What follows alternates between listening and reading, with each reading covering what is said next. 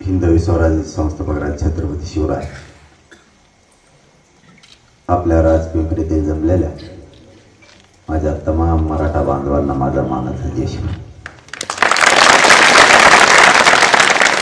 या अगोदर आपल्या राजपिंपरीमध्ये आपल्या बैठका झाल्या, कार्यक्रम पण झाले. ही आता दुसरी वेळ. त्यावेळेचे विषय वेगळे होते, आता विषय वेगळे. त्यावेळेस विषय होते मराठा समाजा एकत्र यावा. मराठा समाज जर एकत्र आला तर मराठ्यांना न्याय मिळतो. मराठा समाजाचं आरक्षण नेमकं कुठे, लढा कसा उभा करायचा, तो कोणत्या स्वरूपाचा असला पाहिजे आणि मराठा समाजाला आरक्षणाची काय गरज आहे, या विषयावर आपण गावोगावी जाऊन बैठका घेतल्या आणि सगळ्यांशी संवाद सुद्धा साधला. आता विषय सगळे बदलले, कारण ज्या विषयासाठी आपण एकत्र आलो, बैठका घेतल्या, मराठा आरक्षण कसं मिळालं पाहिजे यासाठी काम सुरू केलं. आपण अगोदर एक गोष्ट शोधली, ती आज तुम्हाला सांगतोय. काम करताना कधीही पुढची बाजू अगोदर शोधायची, त्याच वेळेस त्या वाटेवून जायचं, नाही तर नाही जायचं. आपण अगोदर शोधलं आरक्षण मराठ्यांचं कुठं आहे. समज गैरसमज या 40-42 वर्षात प्रचंड करून ठेवली होती. मराठा आरक्षण नेमकं कुठं, 50% वर की आत, वेगळा प्रवर्ग करून मराठ्यांना ओबीसीत आरक्षण 50% आत देणार की ओबीसीतून देणार. आरक्षणाचे 3 टप्पे होते. आपण नेमकं कुठे हे शोधणं आवश्यक होतं आणि आपण ते आधी शोधलं. मराठ्यांचं आरक्षण कुठे, मराठ्यांचं आरक्षण शोध मोहीम सुरू असताना लक्षात आलं मराठ्यांचं आरक्षण ओबीसीत आहे आणि मग आंदोलन सुरू केलं. इथून पाठीमागं काही वेळेस अशा काही गोष्टी झाल्या, त्याचाच अनुभव आपण घेतला. मराठ्यांनी 40-42 वर्षात प्रचंड मोठाले आंदोलन उभा केले. मराठ्यांचा आरक्षणाचा विजय जवळ यायचा आणि मराठ्यांना हुलकानी देऊन जायचा. मराठ्यांना नेमकं कळत नव्हतं आपल्याला असं का होतंय. त्यावेळेस ते लढले नाही असं अजिबात नाही, तेही ताकदीनं लढले, खूप मोठमोठाले आंदोलनं केली. परंतु विजयाच्या जवळ आलं की काय व्हायचं माहीत नाही, पण मराठ्यांना विजय हुलकानी देऊन जायचा. आपण याचा सगळा सारासार विचार याला जोडला. नेमकं होतंय काय आणि मराठ्यांचं आरक्षण कुठे. मराठ्यांच्या पोरं बर्बाद व्हायला लागले. आरक्षण नसल्यामुळं पोरं 1% भुकले तर घरापर्यंत रडत यायला लागले. नेमकं मराठ्यांचं आरक्षण कुठे. आणि आपण जर नेमकं त्या मर्मावरती जर बोट ठेवलं तर मराठ्यांना आरक्षण मिळेल. त्यासाठी अगोदर आपल्याला रस्ता माहिती पाहिजे. म्हणून आपण आरक्षणाचा शोध घेतला, मराठ्यांचं आरक्षण कुठे. आणि आपल्याला मराठ्यांना शोध लागला मराठ्यांचं आरक्षण ओबीसी आरक्षणात. इकडे तिकडे फिरून काय उपयोग नव्हता. 50% वर जा किंवा 50% खाली या, दोनही आरक्षण मराठ्यांचे चॅलेंज होणार होते. मग मराठ्यांचं चॅलेंज न होणारं आरक्षण कोणचं हे शोधायचं.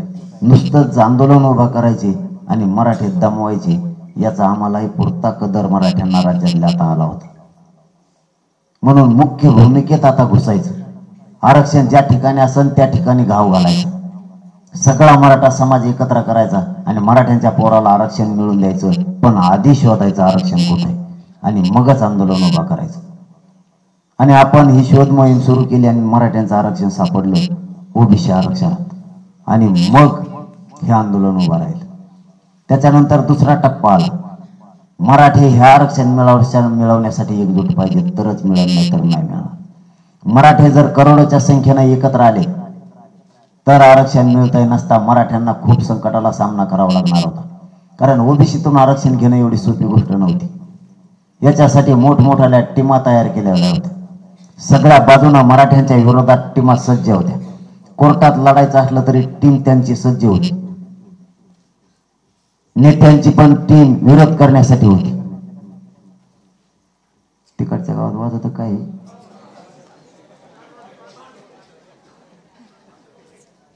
मी तर आधीच सावध झालो. मला वाजलं कळलं आपल्यासाठी दिसतंय त्या 4-5 वाजत येत वाटतं रोजच्या सारखे. जाऊन द्या, आपण जीवन मराठ्यात दिलं, जे होईल ते होईल. तुमच्या फजितच असते पण गाडीत माया बसणाऱ्याचे त्यांना तो असं उगं याच्या गळ्यात गुतलो गो आपण लेखता आपल्याला डोक्यात भाकर खायना काहीच व्हायना नुसतं पळी ते. आमच्या दुपारचे भाकरी कुठं होते माहिती आहे तुम्हाला? खळेगावला. आणि आम्ही गेलो 9 वाजता तिथं दुपारचं जेवण. त्यांना काही सुचाना ताजं करावं का पहिलंच वाढावं. आणि मी आता खाल्लं नाही आणखी, मला तर अशी मरणाची भूक लागली. ये नाही 3दा आणले तरी इटून. आणि तरी म्हणते मला खुली ते तिकडून पलीकडे बसून. म्हणजे खाल्लंय ते नाही, भूक लागली मला आणि हळूच खुली ते जशी उरका बरं का पटकून. आता ये नाही एवढी मेहनत घेतली आणि मला पहिल्यांदाच एवढं गाव एकजूट दिसलं. मी सोडित असतो यार, पहिल्यांदा कुठं आलतं आपलं.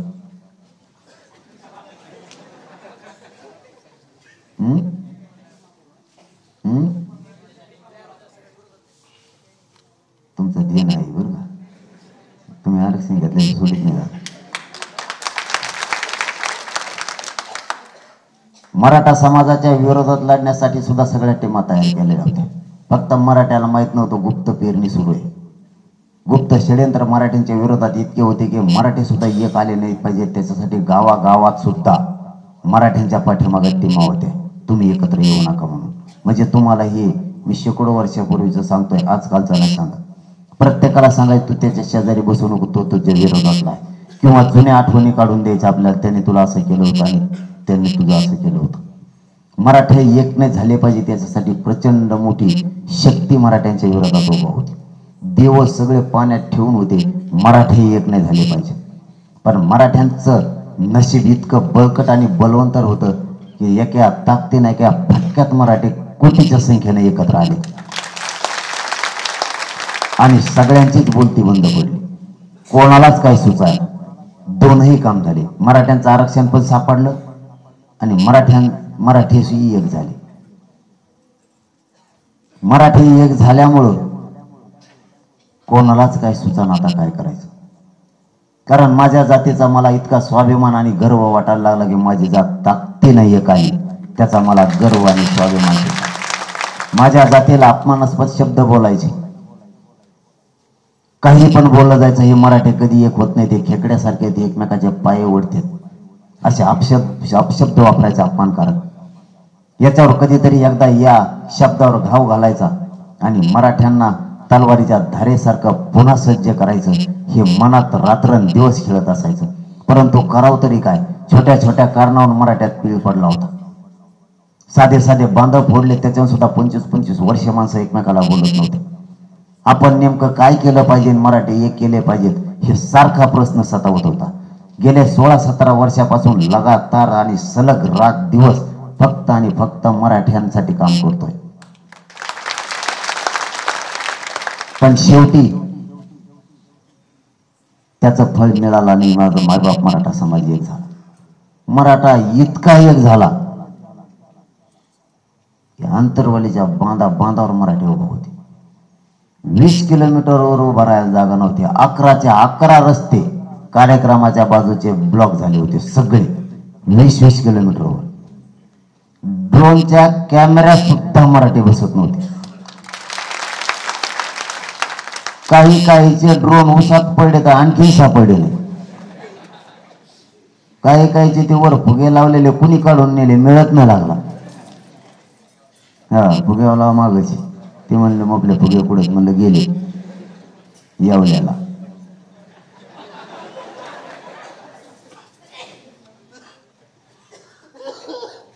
बोर झाले का, थंडी वाजायला लागली.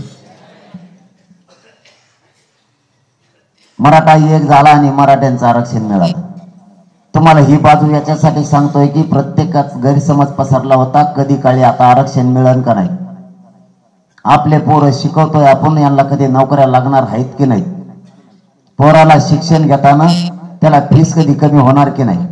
मी आता पाठीमागच्या देवपिंपरीत होतो, तिथले आपले एक बांधव आता अटॅकने एक्सपायर झाले. त्यांच्या मुलं सांगत होते की आमच्या दोघांचंही फक्त फीस भरण्याच्या कारणावरून आमच्या वडिलांनी सांगितलं तुम्ही शिकू नका, व्यवसाय करा. असे लाखानं कुटुंब आहेत आपल्या. ही परिस्थिती ओढवली मराठ्यांवरती.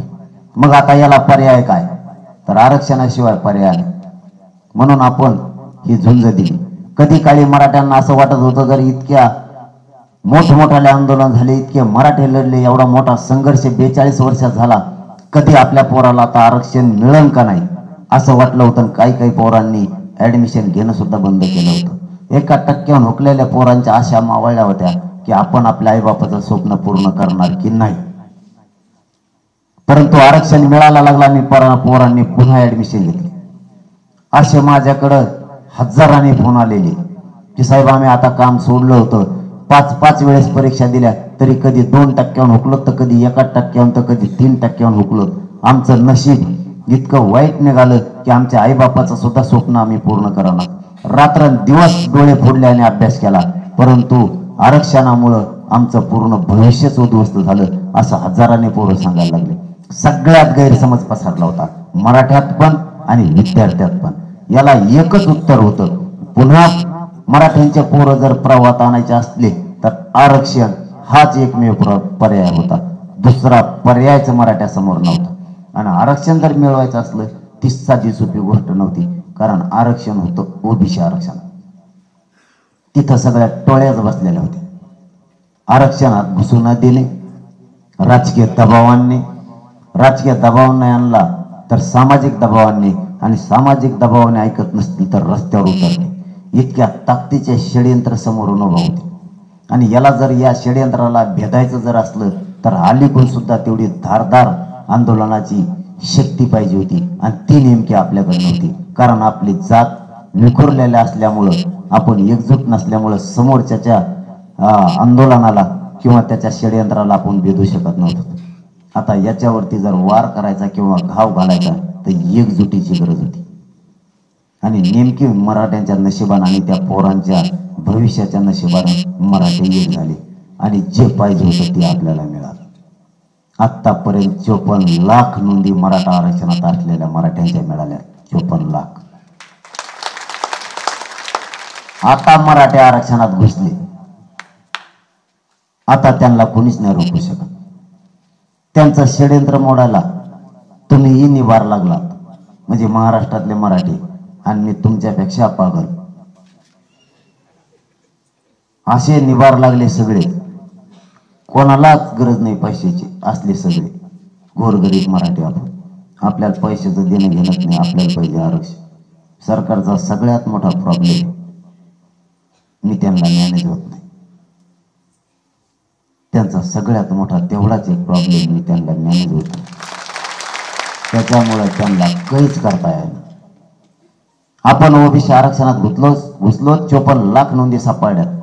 एका नोंदीवर 4 लोकांना जरी फायदा झाला तरी आजच 2 कोटी मराठ्यांना आजच आरक्षण मिळालं. आमच्या जालना जिल्ह्याच्या कलेक्टरनं मला सांगितलं, मी एका नोंदीवरती 70 जणांना प्रमाणपत्र दिलेत आणि 70 लोकांना लाभ दिलाय एका नोंदीवर. ही टप्पा सुरू करायच्या अगोदर माझ्याकडं परभणीची एक माता माऊली आली होती. तिने सांगितलं, दादा मी एवढ्यासाठी तुमच्याकडे आले इतक्या लांबून की माझ्या एका नोंदीवरती 138 लोकांना फायदा झालाय, माझ्या कुटुंबातल्या आणि नात्यातल्या. आपण तो हिशोब पकडलाच नाही, आपण साधा हिशोब करायचा. 54 लाख मराठ्यांच्या नोंदी सापडल्या, त्याच्यावरती 4 लोकांचा फायदा झाला, त्यांना 4 जणांचा प्रमाणपत्र मिळाले. तर ही आजच 2 कोटी मराठे ओबीसी आरक्षणात गेले. कुणाच्या तरी लेकराला आयुष्याची भाकरी मिळाली, त्याचा आनंद सगळ्यांनी बाळगा. एक ना एक दिवस आपल्याला सुद्धा मिळणार, त्याच्याशिवाय सुट्टी नाही. सरकारला त्याशिवाय सुट्टी नाही. सरकार एका शब्दावरती काम करतंय आणि त्या शब्दावर आपण ठाम. आपलं म्हणणं आहे सरसकट द्या, आणि त्यांचं म्हणणं आहे नोंदी आणि सुप्रीम कोर्ट. आपल्याला ते अमान्य. आपण सांगताना त्यांना सांगितलं ते आरक्षण मराठ्यांनी नाकारलं नाही, परंतु ते टिकणार आहे का? NTVJNT सारखं ते 50%च्या आत येणार आहे का वर राहणार आहे? ते वर राहणार असलं तर ते आरक्षण टिकणार नाही.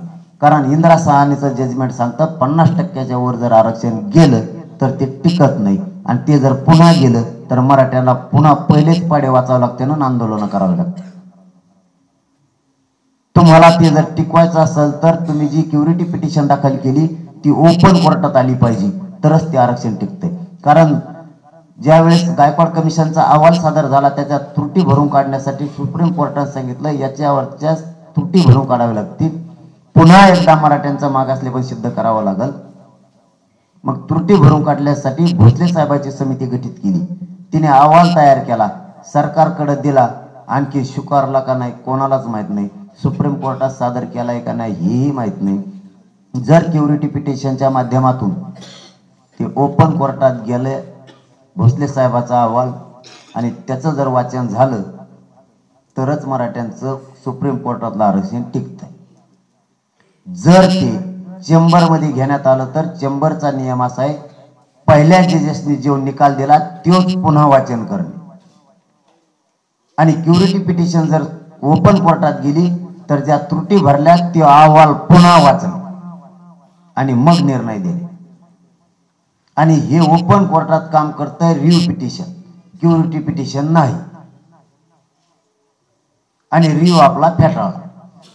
म्हणून मी सरकारला म्हणलं तुम्ही स्पष्ट करा ही सुनावणी ओपन कोर्टात होणार आहे का चेंबरमध्ये होणार आहे. ती जर चेंबरमध्ये होणार असली तर पहिलाच निकाल वाचला जाणार आहे आणि पहिला निकाल मराठ्यांच्या विरोधात. ते आरक्षण टिकणार की नाही टिकणार याच्या बद्दल तुमची स्पष्ट भूमिका नाही. त्याच्यामुळे आमचं हक्काचं आरक्षण आहे. आमच्या नोंदी सापडल्या तर मराठ्यांच्या पोराला ओबीसीतलं आरक्षण द्या, कारण ते केंद्रापर्यंत आरक्षण टिकते. म्हणजे मराठ्यांच्या पोराला केंद्रीय कॉलेज सुद्धा मिळू शकते, आणि ते आरक्षण महाराष्ट्रातच. सरकार त्याच्यात शब्द काढीत नाही म्हणून आपलं एका शब्दात गुंतलंय. आपलं असं म्हणणं आहे त्यांना, तुम्हाला जर सरसकटचा प्रॉब्लेम आहे त्या शब्दाचा तर आम्ही दुसरा शब्द देतो. त्यांनी सांगितलं दुसरा शब्द द्या, आपण त्यांना दुसरा शब्द दिला, ज्याची नोंद सापडली त्याच्या रक्ताच्या सोयऱ्याला द्यायचं.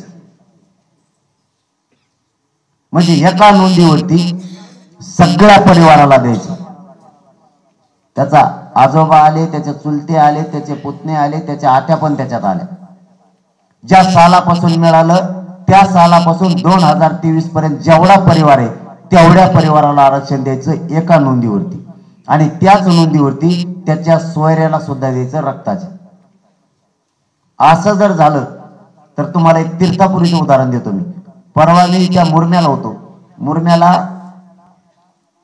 तिथं एक भाट आला विदर्भातला, त्याच्याकडं 60 गावाचे पुरावे सापडलेत, मराठ्या कुणबीत असलेले 60 गावाचे. त्याच्या तीर्थापुरी गाव पूर्णचे पूर्ण लोक जेवढे तिथं आडनाव आहेत तेवढे ओबीसी आरक्षणात निघाले. मग त्यांचं नातं असं आहे, सोयऱ्याला जर द्यायचं म्हणलं तर जर तीर्थापुरीतल्या माणसाच्या परिवाराला दिलं, सोयरे शब्द जर त्याच्यात जोडला तर त्यांचं नातं मराठवाड्यापासून पश्चिम महाराष्ट्रात आहे, पश्चिम महाराष्ट्रातून कोकणात, कोकणातून मुंबई, मुंबईतून खानदेश, खानदेशातून विदर्भ, परत मराठवाड्यात. एका माणसाचं जाळं इतकं फिरत आहे, एक मराठा आरक्षणा वाचून राहत नाही. सगळ्याला हेच निकष लागू राहणार. जर ज्याची नोंद सापडली त्याच्या जर सोयऱ्याला दिलं तर खाली कोणी राहतं का? राहत आहे का? तुम्ही हा म्हणा काकडे काय एक बी खाली राहत नाही. झालं सरसकट. तसं सरसकट नको तर असं दे. तर ते म्हणते वेगळं ठेव, आता काय करावं. विचार केला केला केला बरेच दिवस. आज परत फोन आला. आहेत का काय नाही सांगत खरं. मग मी आता का त्यांचं परत खलबत सुरू झाले. काय करावं काय करावं काय करावं. म्हणलं काही करा पण सोयरे शब्द टाका, नाही तर सरसकट द्या. ते म्हणजे सरसकटचं नाव नका, सोयऱ्याच बघतो. म्हणलं बघा मग सोयऱ्याचं बघा, ते टाकून द्या. मराठ्यांचं कल्याण झालं, नाही तर आम्ही ऐकत नाहीत, निघालोत मुंबई. ते म्हणतात मुंबईला येऊ नका. ते म्हणतात 20 तारखेच्या आत देतात मुंबईला नका येऊ. कारण माझं एक म्हणणं होतं, आपण काही करा, एवढ्या वेळेस एक फ्लाईट आपण इथंच आणू. 17 तारखेच्या बैठकीतच म्हणलं, पण हे पोट्टे काय झाले बसले खाली बसल्या बसल्या म्हणतात मुंबई म्हणा मुंबई म्हणा. म्हणलं काय मग चलो मुंबई काय करू मग आता ऐका ना तसं मुंबई तर मुंबई बरं गप्प बसा ना आता 20 तारखेवर 20 तारीख ठरली ना आपली मुंबई जायची. हे पोट्टे गप्प बसा ना कुणी त्या सोशल मीडियाला टाकलाय कळू कोणाला मिळं लागा ना काहीच व्हाय कोणी टाकून दिलं माहित नाही. कोण कोण मुंबईला मसडीच घेऊन निघाले.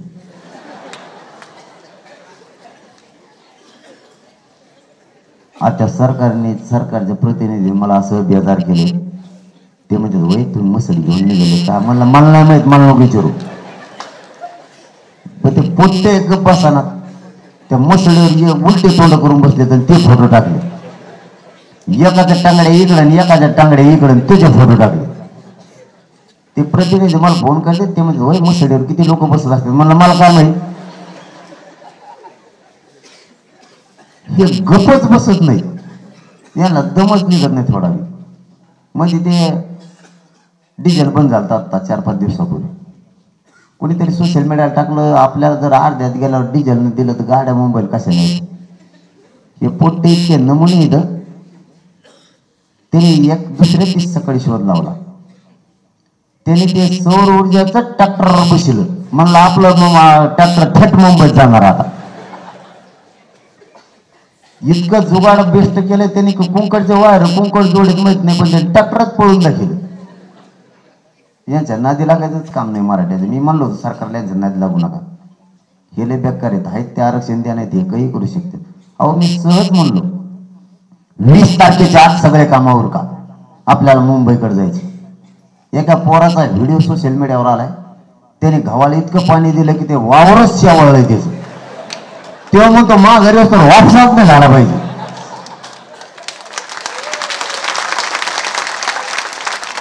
बघा हे पोर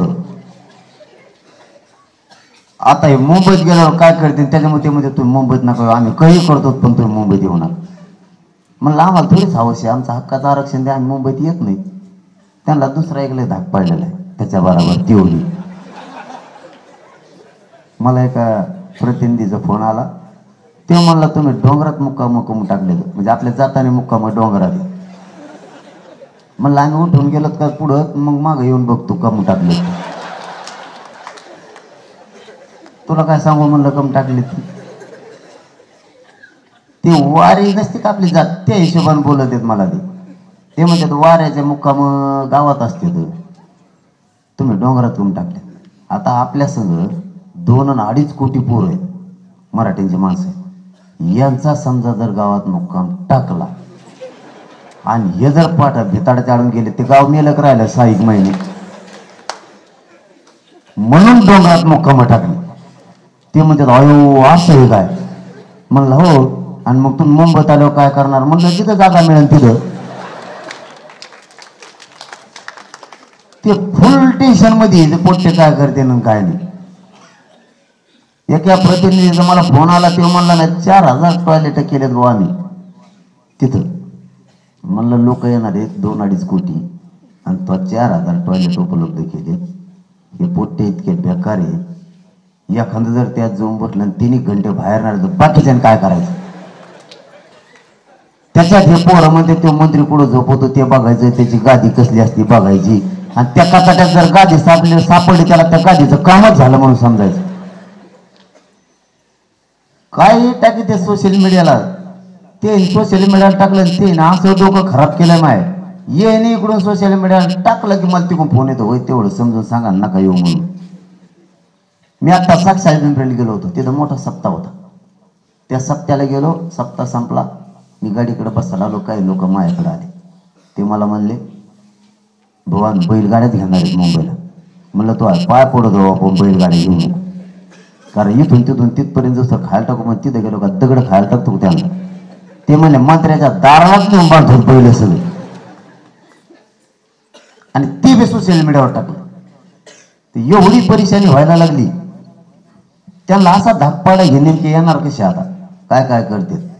आणि आपली तर फुल तयारी सुरू झाली 20 जानेवारी. तुमची झाली की नाही.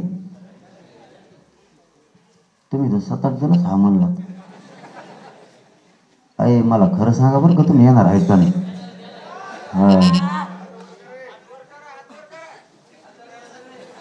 आता बरं वाटलं हो मला. नाही तर तुम्ही यायचे 7-8 जण, नाही तर येतो येतो म्हणायचं कुणीच नाही. मला असं कुठं कुठं घेते तिथं एकट्याला, मला एकट्याला ती मी तिथं धरू. सगळेजण चला, एवढा चान्स आहे आपल्या गोरगरिबांच्या मराठ्यांच्या पोराला आरक्षण मिळवून द्यायचं. आता नाही सुट्टी सरकारला, काही झालं तरी आता सरकारला सुट्टी नाही. मी रातपाट एक करतोय, माझी पाटणे थोपटून घ्या. एवढ्या बैठका केल्यावर आणि इतक्या ओळखी झाल्यावर माणसात डोक्यात मस्ती शिरली. मला काही गरज नाही कोणाची. आपल्या डोक्यात मस्ती नाही शिरली, कारण माझ्या मायबाप समाजाशी मी आत्ताही प्रामाणिक आहे.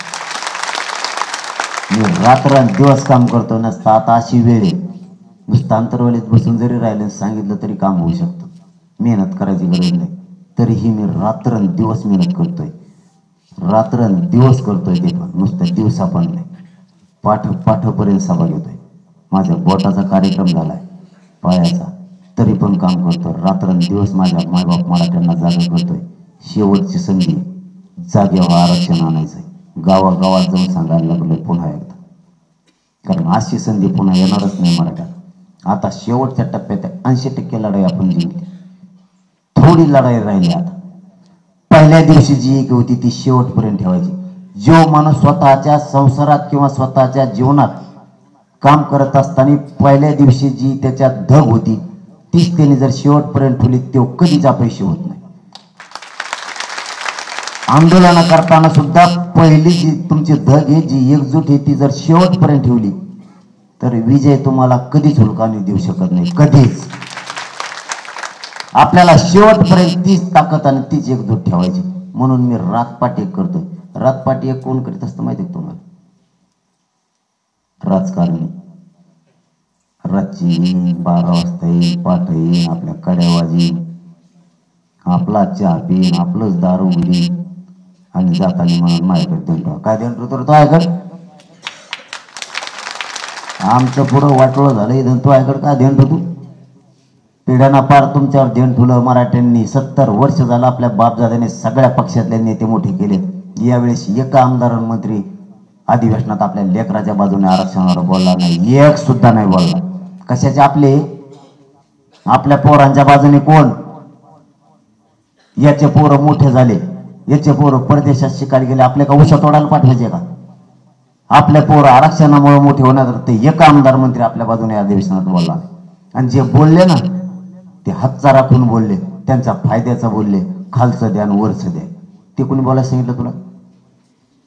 खालचं द्या आणि वरचं द्या तुला बोलायला सांगितलं कोणी? मराठ्यांचं आरक्षण, ओबीसी आरक्षण, आणि तू सांगतो वरचं घ्या. तुला ते बोलायचं कोणी सांगितलं? परत आम्हाला इकडे गप्पा हाणणार. मी बोललो विधानसभेत, काय बोलला तू? वरचं दी. म्हणजे आमचं पुन्हा वाटोळं करायला निघाला तूच. रात्री दारोदारी नेता येत असतो. मी माझ्या गोरगरीब मराठ्यांना न्याय मिळावा म्हणून रात पाठी एक करून तुमच्या दारात येतोय की आता जागे व्हा. याच्यात माझा काही स्वार्थ नाही.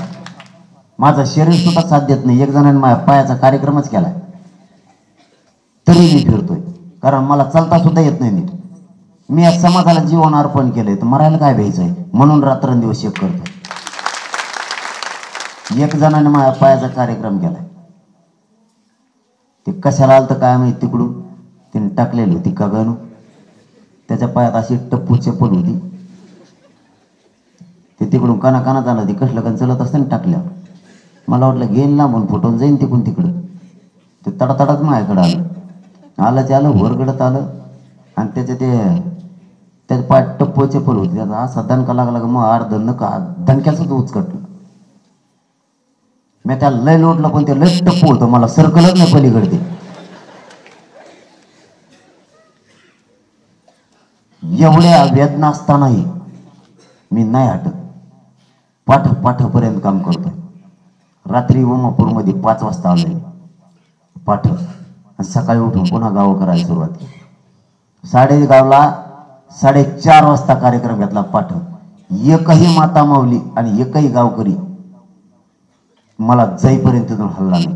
तितक्या कडाक्याच्या थंडीत सुद्धा मराठी बसून होती, जसे तुमचं गाव आत्ता बसले तसं. कारण मराठ्याला कळालं आता आपल्या पोरांचं भविष्य रातपाट आपण एकत्र एक करा मेहनती घ्या. झोपून काय करणार आहेत पोरांचे वाटोळे डोळ्यात एकटा झाले झोपता कशाला. एकदाच आयुष्याचं द्यायचं हे काही 1 वर्षाचं नाहीये म्हणून यंदा नाही लढलो तर पुढच्या वर्षी लढू असं नाही. एकदाच लढायचं. आता हे शेवटच्या आरपारची लढाई एकदाच धडक मारायची. पण हे आयुष्याचं आरक्षण मिळून द्यायचं म्हणून रातपाट करतो. साडेगावचा कार्यक्रम 4:30 वाजता पाठ घेतला आणि 5 वाजता जेवलो. मी कव्हा जेवलो पाठ तरी मला पचत कव्हा खाय मला काहीच होत नाही. यांचे प्रॉब्लेम आहे ते माझ्या गाडीतले. हे 10 वाजता दुड्या सापडी देत भाकरी कुठे ते म्हणतात याला पचत आहे आपल्याला नाही पचत आपलं घ्या खाऊ. रेटून खाते तर गाडी झोपते. मी 5 वाजता जेवण केलं आणि मावशी अर्धाच घंटा झोपलो असं. अर्धा नाही 10-15 मिनिटच. एक जण आला मग तिने टाकलेली होती का करून माझ्या अंगावरची रक्का उडून काढली तिने. मला म्हणतो एक फोटो काढून दे ना. मी किती दमून आलोय काय त्याला काही देणं घेणं नाही. 7-8 फोटो काढले तरी उठणार नाही दे मला ते. कारण ते तैट झालेलं होतं. शेवटी सूर्याच उगला बा. उठलं तोंड धुडलं लगेच कामाला लागलं पुन्हा मराठीच्या दारात. मला यासाठी हे सांगायचं की या ताकदीनं आपल्याला काम करायचं. तुम्ही सुद्धा आता गावोगावी जा. तुम्ही 2 घंटे जरी वेळ मिळाला तुम्ही आळस दिला तरी मी सोडित नसतो. आता सुट्टीच नाही. तुम्ही जरी अंदाजाने जरी शरीराला उरक्यो पटकून तरी मी हलत नसतोच. कारण मी छगन भुजबळ बधीर केलाय. त्याच्यामुळे सगळ्यांनी माझ्या पुढे हातात टेकलेले. सध्या मी दिसायलाच बारीक आहे फक्त नाही तर चांगल्या टेन्शन आलं त्याला वाटतंय कमून पटकून माघारी जायना आणि कम काय व्हायना असलं येडपट आंदोलक लागलं म्हणजे ती हाताला. हे कोणाचं ऐकत नाही. तुम्हाला खरं सांगतो माझ्या बापा मंत्री सुद्धा माझ्याकडे येत नाहीत बांतरवाडीला. तिथून जर ठरलं ना इतके मंत्री जा चर्चेला ते खुश होतात. कारण शिष्टमंडळ जायचं म्हणलं की दिवसभर निघत वेळ त्यांचा काही काम करायची गरज नाही. शिष्टमंडळात तुम्हाला पाठवत म्हणले ते खुश होतात. पण खाली ठिकाण बघितलं का अंतरवाली ते म्हणजे आम्ही जात दुसरं कोणाला पाठा ते कचाकच घोडे लावतोय म्हणे तिथे. कारण मी काय खोटं बोलत नाही. माझ्या जातीवर 70 वर्षापासून अन्याय केलाय तुम्ही. आता तरी आमचा हक्काचं आरक्षण द्या. तुम्ही नीट नाही बोललं की मी दनादन बोलतो. तुम्ही टीव्हीला बघतात ना कण म्हणजे सोडतच नाही मी. जसले शब्द तसले ठोकीतो लगेच. त्यांना काय त्यांचं मला काय देणं घेणं मला त्यांचं मला काय काही घ्यायचं नाही. मला मॅनेजर व्हायचं नाही. मला पदाची गरज नाही. पैशाचा मा कवा जमलेला नाही. कवा कर्ज असतं माझ्याकडे. मला दुसरा फोनच येत नाही. आला तर तेवढंच येतो कवा देतो ती. मी म्हणतो आल्यावर देतो. त्याला माहिती आहे याच्याकडे येतच नाही त्यामुळे गेले जाता. कारण मी जिंदगीत काही कमी तर नाही मराठा सोडू. मराठा आणि मराठा एवढंच काम आहे मग 24 घंटे तेच. त्यामुळे मंत्री येताना सुद्धा टेन्शन घेतात. म्हणून त्यांनी एक अशी आयडिया केली. महाउपोषण सोडताना ते म्हणले आता आणखीन ताकदवर लोक नेऊ. त्याने 4 जेज आणले. कोणाच्या उपोषणाला गेले का आत्ता बहुत भारतात 4 जेज आणले. मागासवर्ग आयोगाचे अध्यक्ष आणले. समितीचे अध्यक्ष आणले. 7 मुरब्बी असणारे मंत्री आणले. 10-12 आमदार आणले. कायद्याचे अभ्यासक आणले. घटनेचे अभ्यासक आणले. कायदा कसा पारित करायचा याच्यासाठी सचिव आणले. IAS IPS दर्जाचे अधिकारी आणले. मोठमोठाले वकील आणले. खाली कोणी शिल्लक राहिलं का आता तरी मोकळे माघारी लावले हो पुरेचे पुरे. बघितले ती चर्चा उपोषण सोडतानाची. एका जेजला लय बेस्ट शब्द बोललो होतो मी. फिरून ते बोललंच नाही मध्ये. बच्चूकडे तर म्हणला मैं तो पागलच व्हाया भाऊ.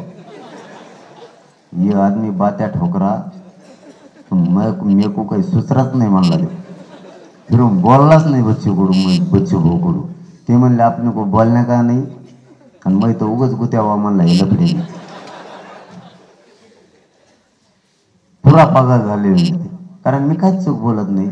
जे तुम्ही बोललात ते मी बोललोय. तुम्हीच सांगितलं होतं नोंदी मिळाले की आधार घेतो अहवाल पारित करतो, अहवाल बनवतो आणि त्याचा कायदा पारित करतो. तुम्ही मोकळे करून माघारी आले आणि मग त्याच्यावरच मी धारेवर धरलं त्यांना. कालही तसंच झालं. काल म्हणजे ह्या 4-5 दिवसात गिरीश महाजन साहेब ते बरेच जण आले होते. व्यासपीठावर बसलेले वेळ त्यांना मी एकच प्रश्न विचारला, मावशी ज्याची नोंद मिळाली त्याच्या सोयऱ्याला द्यायचं ठरलेलं आहे आपण.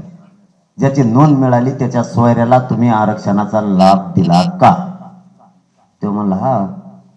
म्हणलं हा, एकच उदाहरण द्या म्हणलं मला महाराष्ट्रातलं. माझ्या मराठ्याला काही अडचण नाही. मग याची नोंद सापडीन, याच्या सोयऱ्याला लाभ दिला आरक्षणाचा. ते लगेच सांगायला चालू केलं मला त्यांनी. ते मला म्हणते ज्याची नोंद सापडली त्याच्या पुतण्याला आणि चुलत्याला दिलं. म्हणलं हे सोयरे तुमच्यात केव्हापासून आहेत? आमच्यात भावकी होती. पुढं काहीच बोला ना, ते बधिरच झाला एकदम. ते बी लाईव्ह होतं. मी इकडं काही येऊन सांगन तुम्हाला, मी माझ्या मायबाप मराठा समाजासमोर लाईव्हच करतो, अंधारात बोलतच नाही. त्याची बोलतेच बंद पडली. म्हणलं सोयरे शब्द घ्यायचा आपला ठरलेला आहे. मला सोयरे शब्द त्याच्यात पाहिजे नाही. तुमचं आणि आमचं जमत नाही. सोयरे शब्द तुम्हाला घ्यावाच लागल. ते म्हणलं सोयरे शब्द उगाच घेतला राव, कारण त्या बैठकीला ते नव्हती. त्यामुळे ते म्हणले उगाच घेतला, त्यांनी अज्ञानात घेतला असं. म्हणलं अज्ञानात म्हणजे यांना सरकार 40-40 वर्ष चाली देत, ते काय अज्ञानी नाहीत का? कोणाचं कसं फोडायचं गाबाळ एका रातीत फोडी देत, ते जमतं यांना, ते अज्ञान आहेत का? आणि इतके मोठे जे लोक आले होते, तुम्हाला अज्ञान म्हणून मराठ्याचा अपमान करायचा का? डायरेक्ट प्रश्न विचारला, तुम्हाला अपमान करायचा का मराठ्याचा?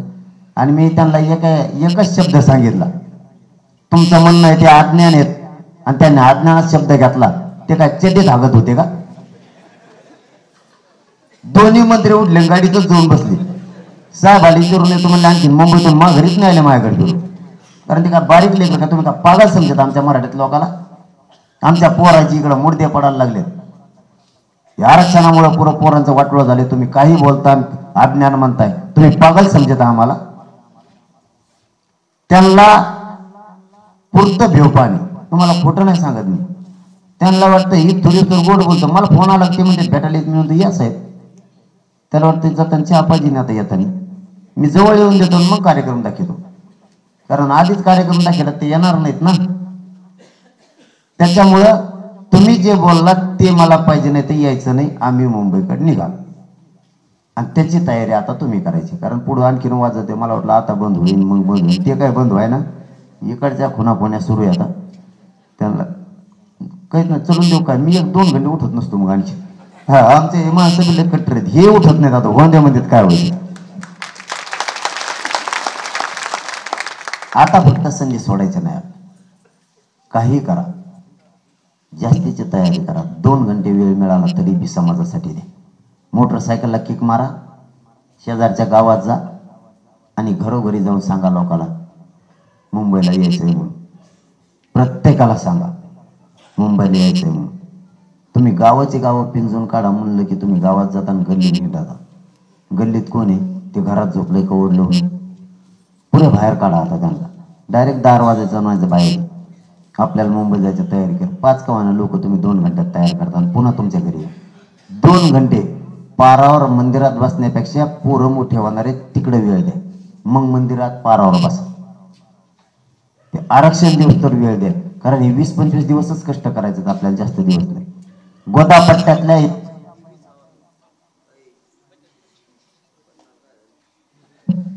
माझ्या टायमालाच गेले का लेट. आरक्षण नाही, हे काय माझ्या मागं असलं. मी आरक्षण हे तर सोडित नाही. वायर तुटून देत नाही. मी वायर तोडीले उलट सगळ्याची वर्ष. त्याचे तर पुरे वायर तोडलेत मी सध्या. ती बाजाराची पिशीच घेऊन हिंडत आहे आता. ते येवल्याचं येडपट बाजाराची पिशी आणि त्याच्यात कागद आहेत. कोणत्या संपादकाकडे जातो तो आणि त्यांना म्हणतो तुमच्या दम असला तर वाचा. आता तो काय हलवाची, त्याचं काय बंद पडलं वाचायला. तू मराठ्याच्या विरोधात जातो, मराठ्याचा आरक्षणाविषयी बोलतो, तू जातीवाद करतो, गोरगरीब ओबीसी बांधवात आणि गोरगरीब मराठा बांधवात तू भांडणं लावतो. आणि तो ऐकून कोण बोलून कशाला वाचेल कोण? त्याच्यावर हे मराठ्याचे पोट्टे शेतात बसत येत, इतकी खोट शिदी देत, 2 दिवस भाकर जात नाही होती वाचील्यावर आणि ती कागद घेऊन येणार ते बघा बघा मला कसं बोलत तू काय बोलतो मग मराठा आरक्षणाच्या विरोधात या पोराने हे पोरं इतके बेकार इथं कुठून शा सापडून आणलं का कुठून इतक्या बेकार शा आहे ना वाचू सुद्धा वाटत नाही माणूस पांढराच पडतोय ती गोलीच केली तिने एक कागदाची त्याची कोणाला म्हणतो ह्या वाचा तूच वाचून तूच झोप त्याला ना मायबाप मराठी हो तुम्हाला शब्द देऊन सांगतो एकदा मराठ्याला आरक्षण मिळून द्या त्याच्यात किती दम आहे शपथ सांगतो तुम्हाला मला एकदा बघायचं झालं त्याच्यात किती दम त्यांनी इतकं मराठ्यांचं वाटोळं केलंय की भयानक त्याचं इतकं वाटोळं कोणीच नाही केलं मराठ्याचं आणि त्यांनी ओबीसीचं सुद्धा वाटोळं केलंय गोरगरीब छोट्या जातीत ओबीसीतल्या त्यांना खाऊ सुद्धा देत नाही ते आरक्षण एकट्याने ओबीसी महामंडळ 80% खाल्लं एकट्याने त्याच्यामुळे त्याला आता मी कांदेच खायला लावणार नाही तर चिवडायला तरी लावणार आहे कांदे फक्त आरक्षण मिळूस तर गपी मी तवर काहीच म्हणत नाही आता शांत बसलं त्याच्यात 2-3 डबडे आता उठले त्याला गप करायचं सांगितलंय आज काही बोलला नाही वाटतं कारण मी सांगताना सांगितलं त्याला गप करा नाही तर उद्यापासून त्याच्याच माग हातपाय धुवून लागेल ते आता गप झालंय वाटतं आपण आता तयारीला लागा नाही गप झालाय ना मग आणि तुम्ही कुठून बोला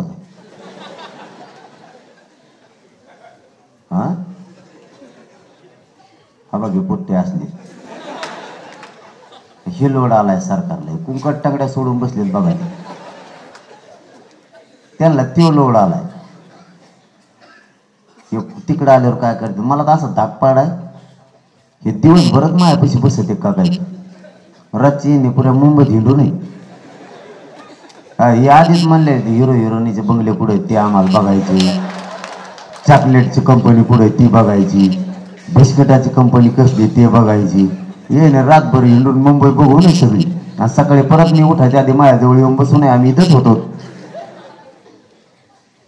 हा बघ हे धाके डेंजर मी म्हणून सरकारला सांगतो तुम्ही यांच्या नादी नका लावू यांना जितकं सहन करायचं तितकं यांनी केलंय पण हे जर तराला लागले तर मुंबई नेत्याने आरक्षण आणल्याशिवाय सोडित नाहीत आता काही झालं तरी हरकत नाही सगळे पोरं जाणारे आरक्षण घेऊन येणारे महाराष्ट्रात आणि या देशात पहिली धडक अशी असणारी की भारत देशात असं आंदोलन झालं नसेल इतक्या ताकदीने मराठ्यांचे पोरं मुंबईत घुसणार चारही बाजूने मराठी मुंबईत घुसणारे जर सरकारने आपल्याला चारही बाजूने घेरायचा प्रयत्न केला तर आपण 10ही बाजूने घेरायची तयारी केली त्यांच्यासाठी पण शांततेत मराठी नुसते शांततेत मांडी घालून जरी मुंबईत बसले तर दुसऱ्या दिवशी सकाळी आरक्षण मिळेल मराठ्याला दुसऱ्या दिवशी सकाळी जाळपोळ उद्रेक जर कोणी केला तर तो आपला आंदोलकच नाही शांततेत आंदोलन केल्यामुळेच हे निर्णयाच्या प्रक्रियेत आत्ताच आरक्षण आलंय फक्त शांततेत केल्यामुळे नसतं आत्तापर्यंत का नाही आलं मग तुम्ही शांततेत करा काहीच होत नाही मुंबईची बैठक घेतली मी त्या शांतरवाडीला मुंबईच्या आसपासच्या गावात आणि मुंबईत 35 ते 40 लाख मराठी त्यांना सांगितलं आम्ही इथून 2-2.5 करोड लोक येणार आहे पण जर आम्हाला अडवलं तर पलीकडून तुम्ही या दोघांनी मिळून त्यांनी आडवं टाकलेला भिताडा बाजूला लोटायचं आणि पुढे जायचं त्यांनी सांगितलं आम्ही पलीकडून येतो जर आले तर आम्ही इकडून येतो शांततेत त्यांना सुद्धा सांगितलंय मराठी नुसतं शांततेत त्याचं भिताड लोटलं तरी तिकडे जाईल इतक्या लोकांनी रेटल्यावर त्यामुळे आपण बी 10ही बाजूना तयारी केली आता होऊन जाऊ द्या पण शांततेत तुम्हाला पुन्हा एकदा सांगतो गोदापट्ट्यातल्या 123 गावातल्या लाखांना महिला 20 जानेवारीला सकाळी 8 वाजता अंतरवली येणार असा महिलांनी मेसेजच टाकला 8 तारखेला आपले लेकरं मराठ्यांची अंतरवलीहून 20 जानेवारीला सकाळी 9 वाजता अंतरवली सोडणार आहे आणि मुंबईच्या दिशेनं मराठा आरक्षणासाठी निघणार आहे त्यांना वाटा लावायसाठी लाखांना महिला अंतरवली देणार आहे कारण वाटा लावणं या शब्दात इतकी ताकद आहे की जे पोरं मुंबईला इथून 500 ते 600 किलोमीटरवर चालले त्यांच्या पाठीवर नुसता तुम्ही मायेचा हात फिरा मायबाप बनून त्या पोरात दात तिचं बळ येते ते मुंबई जवळ तर थांबणार नाही त्यांनी त्यांना आरक्षण घेणार म्हणून मी आपल्या राजपिंपरीतल्या माता माऊल्यांना सुद्धा विनंती करतो की 20 जानेवारीला सकाळी 8 वाजता सगळ्यांनी एक दिवस कामं बंद ठेवून आंतरवालीला सकाळी 8 वाजता या. त्या पोरांना मायबाप म्हणून त्यांच्या पाठीवर डोक्यावर हात फिरा. तुमचे लेकरं त्याच्यात असतील नसतील माहीत नाहीत, परंतु जे जाणारे पोरं तुमचेच लेकरं समजा, तुमचे लेकरं त्यांच्यात बघा आणि त्यांना वाटा लावायला या. मायबाप म्हणून तुम्ही ज्या दिवशी त्याच्या पाठीनं हात फिरता त्या दिवशी त्याला वाटून माझा मायबाप समाज ताकदीनं माझ्या पाठीशी, मी आरक्षण घेतल्याशिवाय आता माघारी येत नाही, एवढी ताकद त्याच्यात चढणार आहे. म्हणून तुम्ही सगळे अंतरवलेले. तुमचं एक दिवस काम बुडू द्या, पण तुमच्या एक दिवस काम बुडवल्यामुळं माझ्या मराठा समाजाचं जर कल्याण होणार असलं तर तुम्ही बिनधास्त एक दिवस काम बुडवा. सगळ्या माता माऊल्यांनी त्या दिवशी घराला कुलप लावायचं आणि अंतरवालीकडे यायचं. एकानाही घरी थांबायचं नाही. तुमच्या आसपास आजच बघून ठेवा, तुमच्या आजूबाजूला कोण नाही. जी माता माऊली आज नसेल ती उद्या सकाळी तिच्या घरी जाऊन सांगा, तुझ्याही मुलाचं चांगलं होणार आहे आणि माझ्याही होणार आहे. आपण सगळेजणी मिळून ताकदीनं लढू आणि त्या पोरांना वाटा लावायचं. गोदापट्ट्यातल्या 123 गावातल्या लाखांना महिला अंतरवालीत येणार आहेत सकाळी 8 वाजता आणि तिथून त्या गेवराईपर्यंत पाहिजे येणार आहे तो वाटा लावायसाठी. इथून त्या पाठीमागं जाणार आहे, पण सरकारमध्ये संदेश जाणार आहे. लाखांना पोरं मुंबईकडे गेले आणि वापस वळालेले सुद्धा लाखांना माता मावल्या. जर तिकडच्या पोरांना काही अडचण आणण्याचा प्रयत्न केला तर इकडे लाखांना रस्त्यावर येतील. एवढी दहशत त्यांच्यावरती निर्माण होईल. म्हणून तुम्हालाही विनंती की तुम्ही एक दिवस तुमचे कामं बुडवा, पण तुमचेच लेकरं मुंबईला चालले, या महाराष्ट्रातल्या मराठ्यांच्या पोराला न्याय मिळावा म्हणून तुम्ही पण ताकदीनं कामाला लागा. आणि महिलांनी महिला जाग्या करा. फोन करता येतात तुम्हाला, तुम्ही आत्ता जर फोन करायला लागले तर राहिलेल्या 20 जानेवारीपर्यंत तुम्ही हजारांनी फोन करू शकतात की आपण आपल्या गावात सुद्धा तयारी करा, मुंबईकडे चला. सगळ्यांनी काम हातात घ्या, सगळ्यांनी काम हातात घ्या.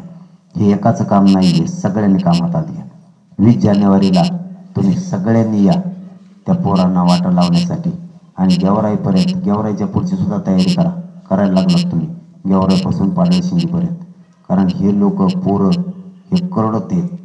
कारण ही आता जरी कमी असली तरी पुढं ज्यावेळेस सगळे विभाग खानदेशा विदर्भापासून कोकणापासूनचा पट्टा जुळणार आहे त्यावेळेस पुढे गेल्यावर ते करोडात होणार आहे. तुमच्याकडं आमची काहीच अपेक्षा नाही, एवढीच आशा आहे तुमच्याकडून की तुम्ही त्या पोरांच्या मायबाप बना आणि त्यांच्या पाठीवर हात फिरण्यासाठी तुम्ही अंतरवालीला 20 जानेवारीला सकाळी 8 वाजता या. आमचे लोक ताईट उभा राहिलेत मायामागं, त्याच्यामुळं मला आता थांबावं लागलं, नाही तर मी आणखीन 2 घंटे बोललोच असतो आणि त्यांची फजिती केली असती. ते ताईट उभा राहिले, त्यांना वाटलं उरकत आलं का काय, पण मी परत डबल सुरू करीन. अर्धा घंटा परत तुम्ही खाली बसले पाहिजे.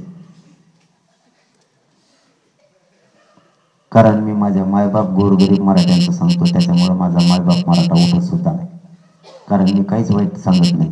सरकार मला शत्रू मानायला लागले सध्या, कारण मी गोरगरीब मराठ्यांच्या पोराची मागणी केली, आरक्षण द्या म्हणून सरकार मला शत्रू मानायला लागले.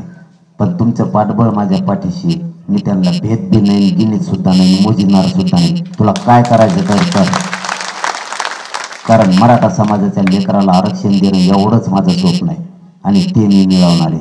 आपलेही मराठ्यांचे पोरं क्लास 1 ते क्लास 4चे अधिकारी झाले पाहिजे, आपलेही IAS दर्जाचे अधिकारी झाले पाहिजे. यासाठी हा संघर्ष सुरू आहे आणि शेवटपर्यंत मला माझा शब्द आहे, माझा जीव जरी गेला तरी आरक्षण घेतल्याशिवाय आता मुंबईतून माघारी येत नाही. हे शब्द आहे तुम्हाला. फक्त तुम्ही पाठीशी ताकदीनं उभा राहा आणि 20 जानेवारीची तयारी करा. धन्यवाद. जय जिजाऊ, जय शिवराय.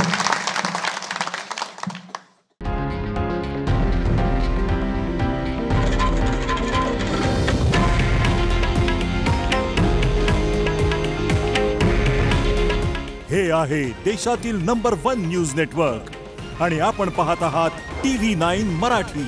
काळजी तुमची, हित महाराष्ट्राचं.